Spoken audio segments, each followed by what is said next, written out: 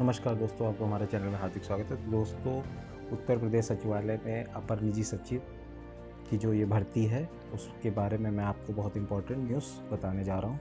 तो यह नियमावली इसमें आपको मैं नियमावली बता दे रहा हूँ कि एपीएस की जो एपीएस की जो सर्विस रूल होती है, उसमें किस तरीके से नौकरी में क्या-क्या सैलरी होती है और किस तरीके से उसमें क्या-क्या योग्यता है मांगी जाती है। तो वीडियो पर बने रहिए, चैनल को लाइक और सब्सक्राइब जरूर कर दीजिए। उत्तर प्रदेश सचिवालय में अपर निजी सचिव सेवा में तृतीय संशोधन नियमावली 2023। देखिए इसका ये आपको जो मैं संशोधन नियमावली बता रहा हूँ 2023 की है, लेटेस्ट है, जनवरी की है। तो अब इसमें देखिए कि यह नियमावली उत्तर प्रदेश सचिवालय में अपर निजी सचिव अपर निजी सचिव में तृतीय संशोधन है। तो इसमें क्या होता है कि देखिए, तो अभी जो कि हम लोग को लोक सेवा आयोग की साइट पर साफ साफ बता दिया गया है कि जैसे अभी लोक सेवा आयोग की साइट पर जाएंगे, यूपीपीएससी लोक सेवा आयोग की साइट पर जब जाते हैं हम लोग, तो यहाँ पे हम लोग लेटेस्ट न्यूज़ में चेक करते हैं कि इसमें देखिए साफ साफ बता दिया गया है कि upcoming examination, fourth coming interview result, press release. ठीक है, तो यहाँ प्रेस रिलीज में जाते हैं तो UPPCS means during the interview government order downloads forthcoming with detail of the interview forthcoming interview for the August तो क्लिक करके तो ये नहीं है।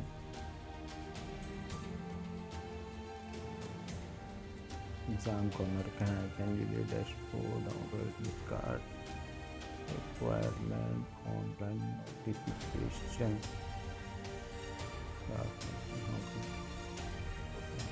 देखिए इसमें OTR के माध्यम से आपको भरना होगा और OTR की जानकारी लेनी है तो किस तरीके से OTR को भरते हैं, तो आप यहाँ से आप OTR भर सकते हैं। वन टाइम रजिस्ट्रेशन को क्लिक करना होगा। वन टाइम रजिस्ट्रेशन क्लिक करने के बाद यहाँ पर आपको अपना रजिस्ट्रेशन पर क्लिक करना होगा। जैसे ही रजिस्ट्रेशन करते हैं, जैसे रजिस्टर नाउ पे क्लिक करते हैं, रजिस्टर नाउ में आप अपनी ईमेल आईडी और मोबाइल नंबर से रजिस्टर कर सकते हैं। रजिस्ट्रेशन करने के बाद आपको अपनी एक फ़ोटो और सिग्नेचर अपलोड करना पड़ेगा। First name, middle name, last name, gender. तो जो बच्चे अभी नए हैं, यंग हैं, जो ग्रेजुएशन करके आए हैं, तो उनको तो OTR भरना ही भरना होगा। जो पहले के हैं वो अपना OTR, अगर उन्होंने कोई एग्ज़ाम दिया है तो उसके माध्यम से भी आप अपना OTR रजिस्ट्रेशन कर सकते हैं। तो इसमें अपने फादर नेम, मदर नेम और हाई स्कूल डिटेल और कैप्चा भर देंगे। जब रजिस्ट्रेशन हो जाएगा उसके बाद आप इस पर लॉगिन पे क्लिक करेंगे। तो आप लॉगिन में अगर आपको OTR आपका हो गया होगा तो आप लॉगिन आप मोबाइल नंबर से भी कर सकते हैं, ईमेल आईडी से कर सकते हैं। अगर आपको OTR जनरेट हो गया तो OTR नंबर के माध्यम से भी आप इसको लॉगिन कर सकते हैं कैप्चा लगा के। ठीक है, जब आप इसको लॉगिन कर लेंगे, वेरीफाई डिटेल कर लेंगे, डैशबोर्ड आपका दिख जाएगा। जैसे ही डैशबोर्ड आपका दिख जाएगा तो आप वहाँ पे अपनी डिटेल्स को फिल कर सकते हैं। इसमें देखिए एप्लीकेंट की पूरी डिटेल्स होगी और जब आपके पास OTR नंबर रजिस्ट्रेशन पे आ जाएगा तब आप कोई भी भर्ती परीक्षा आएगी, जैसे यहाँ पे एग्ज़ामिनेशन है, एक्टिव एग्ज़ामिनेशन है, तो एक्टिव एग्ज़ामिनेशन पे डिटेल फॉर डिटेल, ठीक है। हाँ, अब यहाँ पे एक्टिव एग्ज़ामिनेशन पे हम लोग क्लिक करते हैं। जैसे कि यहाँ पे लिखा हुआ है, देखिए कि अब देखिए अभ्यर्थी को सूचित किया जाता है कि उपयुक्त तो समीक्षा अधिकारी कृषि सेवा अपर निजी सचिव परीक्षा समीक्षा अधिकारी सहायक समीक्षा अधिकारी के संभवता, ये तो संभवता थे, अब इसको जारी भी कर दिया गया है। ठीक है, तो ये आपका सितंबर के सेकंड वीक में शायद से इसका फॉर्म आ जाएगा और ये मध्यता अक्टूबर के द्वितीय सप्ताह तक इसकी रजिस्ट्रेशन बंद हो जाएगी। और परीक्षा की बात की जाए तो परीक्षा आपकी दिसंबर से जनवरी के फर्स्ट वीक में आपकी गारंटी हो जाएगी। तो परीक्षा करने के बाद आपके पास कम समय बचेगा। तो मैं APS नियमावली पर फिर से वापस आ जाता हूँ। तो इसमें देखिए क्या है, सेवा में किसी भी पद पर भर्ती के लिए अभ्यर्थियों को निम्न अर्हता होनी चाहिए। देखिए भारत में विधि द्वारा स्थापित किसी भी विश्वविद्यालय से स्नातक की उपाधि होनी चाहिए। ठीक है, तो स्नातक की उपाधि होनी चाहिए। फिर हिंदी आशुलेख, हिंदी मतलब जो शॉर्ट हैंड होता है उसमें 135 शब्द का शॉर्ट हैंड पूछा जाता है। तो इसमें देखिए कुछ लिखा नहीं, पर देखिए लिखा है कि हिंदी असुलेपन में 80 शब्द प्रति मिनट की गति से। अब देखिए इसमें क्या होता है, 80 शब्द पर मिनट के हिसाब से अगर ये 5 मिनट का डिक्टेशन होगा तो आपका 400 शब्द तो आएगा। अब 400 का 5% जोड़ लीजिए, 400 का 5% कितना होता है, वही गलती मानी होती है। अगर आपके 400 में 3% गलती होगी, जैसे 400 का 1% होता है 4, ठीक है, तो 4 पंचे 20, यानी कि अगर 400 शब्द का गद्यांश है उसमें मात्र 20 ही गलतियां आपकी मानी जाएंगी। 20 के बाद अगर 20 से अधिक करें तो आप पहले ही शॉर्ट हैंड में बाहर हो जाएंगे। तो यहाँ पे आपको ये भी देखना होगा कि जो आपने टाइप किया है शॉर्ट हैंड के बाद, वो डिक्टेशन वो बिल्कुल सही की नहीं होना चाहिए। देखिए 80 शब्द पर मिनट के हिसाब से अगर आपकी 90 स्पीड आ रही है, 90 स्पीड आ रही है, पर 90 स्पीड तो आ रही है पर उस 90 में आपको गलत नहीं लिखना है, ठीक है। शॉर्ट हैंड में यही देखा जाता है कि आपने कितना सही लिखा है, ठीक है, उसके हिसाब से आपको नंबर मिलेंगे। तो 135 अधिकतम नंबर है। उसके बाद आपका हिंदी टंकण का परीक्षा होगी जो 25 शब्द पर मिनट की गति होना आवश्यक है। अब उसके बाद देखिए ट्रिपल सी, देखिए क्या है ट्रिपल सी, वो लेवल नहीं है, वो लेवल नहीं है। तो कई लोग जो संकोच थे कि इनके पास वो लेवल है कि नहीं है, तो ओ लेवल की कोई ज़रूरत नहीं है फ़िलहाल, नो लेवल रिक्वायर। तो आप इसमें देखिए लिखा सरकारी संस्थाओं द्वारा मान्यता प्राप्त विश्वविद्यालय संस्था की संकट होना चाहिए, ठीक है, सर्टिफिकेट। अब इसमें नियमावली में आप जब नीचे आते हैं तो देखिए इसमें वेतन क्या होता है। अपर निजी सचिव में तृतीय संशोधन नियमावली 2010 के अनुसार 9300 से 34,800 वेतन। तो इसका ग्रेड जो होता है 4600। कई लोग सोच रहे थे कि 4800 होता है, 4800 समीक्षा अधिकारी का होता है, ठीक है, तो समीक्षा अधिकारी का होता है 4800। अपर निजी सचिव का ग्रेड पे अभी 4600 होता है। फिर आप जब निजी सचिव हो जाएंगे तो आपका प्रमोशन हो जाएगा, तो उसके बाद आपका ग्रेड पे 4800 के बराबर आ जाएगा। तो ये थी इसकी नियमावली, ठीक है। ये इंग्लिश में भी आपको देख सकते हो, ठीक है। अगर आपको इसकी कॉपी चाहिए हो तो आप कमेंट बॉक्स में कर सकते हो, हम आपको मेल कर देंगे। अपनी ईमेल आईडी कमेंट बॉक्स में लगा दीजिएगा तो हम इस पर आपको मेल कर देंगे। अब देखते हैं, अब थोड़ा शॉर्ट हैंड पर आ जाते हैं। तो बच्चों शॉर्ट हैंड पे आपको थोड़ी तैयारी रखनी हुई, ठीक है, तैयारी शॉर्ट हैंड की रखनी है। तो शॉर्ट हैंड अगर आप अच्छे से लिख लेंगे तो आप 100% इस परीक्षा को पास कर लेंगे। तो हम लोगों को क्या क्या करना है कि डेली शॉर्ट हैंड प्रैक्टिस करनी है, डेली शॉर्ट हैंड प्रैक्टिस करनी है। अभी क्या चल रहा है, अभी आपका ये आज तारीख है 25 तारीख है, ठीक है, 25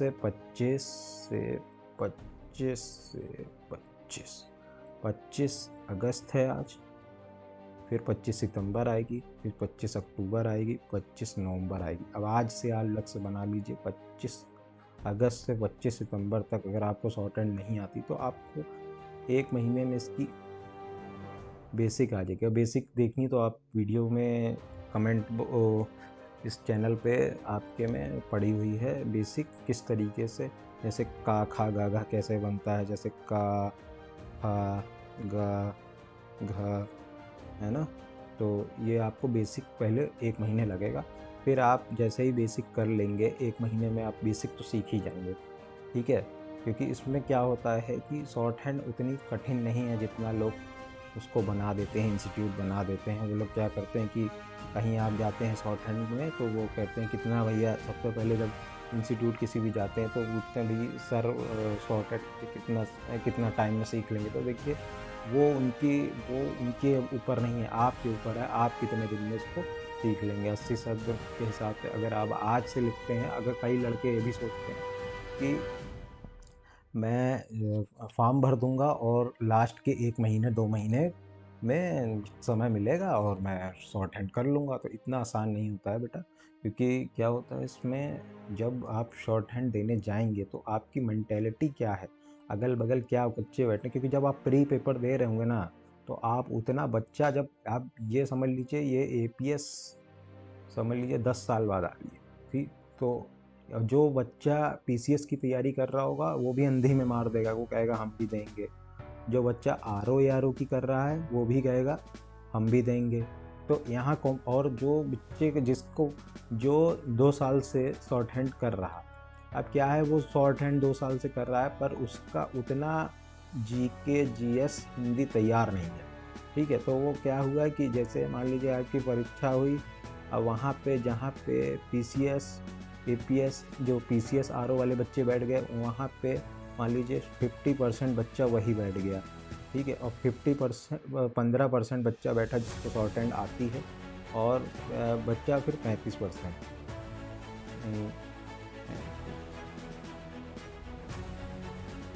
हाँ 35 नहीं फिर 25% बच्चा, 25 25 5 30 30 40 40 5 अरे 35 ही मान लो, ठीक है 35%। अब क्या हुआ कि जो 35% है उसको कुछ नहीं आता, 15% को शॉर्ट हैंड आती है, और 50% को थोड़ी शॉर्ट हैंड आती है, अंधी वाली आती है। अंधी वाली मतलब कि उन्होंने सोच रखा है कि 2 महीने में सीख लेंगे, ठीक है। अब 2 महीने में सीखना होगा, अगर लगन होगी तो 2 महीने क्या 15 दिन में आदमी सीख जाता है, कोई ऐसी बड़ी बात नहीं। फिर क्या होता है यहाँ पे हिंदी टाइपिंग भी है। पहले क्या था, कुर्ती देव टाइपिंग थी, कुर्ती देव और कठिन होती थी और टाइपराइटर पे होती थी। तो अब क्या हुआ कि उन लोगों ने एक नोटिफिकेशन जारी किया था जिसमें साफ बता दिया था कि मैं मंगल पे टाइपिंग करता हूँ। तो मंगल मैक्सिमम लोग सीखे हुए होते हैं, क्योंकि अब क्या हुआ यहाँ आरओ या कंपटीशन देखिए कितना चेंज हो रहा है। यहाँ पे आपको जो आरओ का जो बच्चा था उसके साथ देखिए मौका मिल रहा है कि क्या है, जो आरओ तो चलिए टाइपिंग नहीं होती है, जो एआरओ है वो कुर्ती देव पे करेगा। तो अगर वो एपीएस में भी बैठेगा तो वो वहाँ मंगल पे करनी पड़ेगी, तो यहाँ पे भी वो आउट हो जाएगा, ठीक है। अब क्या हुआ, जो बच्चा शॉर्ट हैंड जिसको आती है, स्टेनो आती है, वो मंगल पे पहले तो 10 साल पहले जब वो लोग कर रहे थे टाइपिंग, क्योंकि भाई अभी तो नोटिफिकेशन तो उन्होंने अभी निकाला है, तो जो बच्चे कर रहे थे वो कुर्ती देव पे ही करते थे।